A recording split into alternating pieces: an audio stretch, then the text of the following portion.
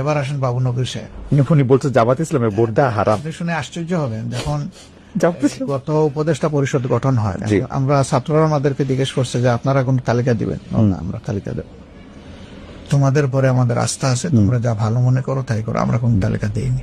আপনাদের তালিকার কেউ উপদেষ্টা ছিল না? আমরা কোন তালিকা দেই নাই, Okay, আমাদের তালিকায় উপদেষ্টা হবে কেন? ওকে। কিন্তু একটা ব্যতিক্রম আছে। হুম একটা সময় গিয়ে তারা বললো যে যেহেতু আপনারা এই দেশের সবচেয়ে বড় মানে ধর্মীয় রাজনৈতিক সংগঠন, ইসলামী সংগঠন, আমরা একজন আলেম নিতে চাই, সেই ব্যাপারে আপনারা একজন মানুষের নাম আমাদের আমাদের এফএক্স বোর্ডেতে আলোচনা করে বাবু নবী সাহেব এর আগেও আমাদের বিরুদ্ধে বক্তব্য দিয়েছে, কিন্তু আমরা তার নামটা দিয়েছি।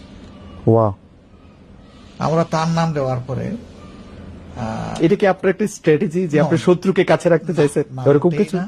আমরা দিয়েছি যে হেফাজতে ইসলাম একটা ব্রোডার আমব্রেলা, আচ্ছা, এবং তিনি এই দেশের একজন প্রবীণতম। হ্যাঁ, উনি 90 এর বেশি বয়স। হ্যাঁ, ওনার প্রতি সেই সম্মান বুটটা রেখে আমরা ওনার নাম বলেছিলাম।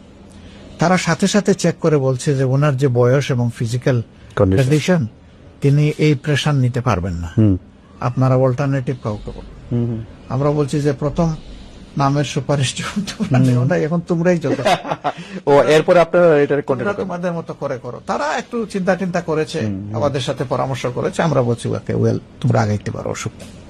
কিন্তু আমরা যদি আসলে এই সমস্ত বিতর্কে জড়ায় যাই আর সেই সমস্ত আলিমুল আমাদের কথার জবাব দিতে যাই, তা আমাদের নিজেদেরই খারাপ লাগে। আমরা এই পলিসি আমাদের নাই। ওকে।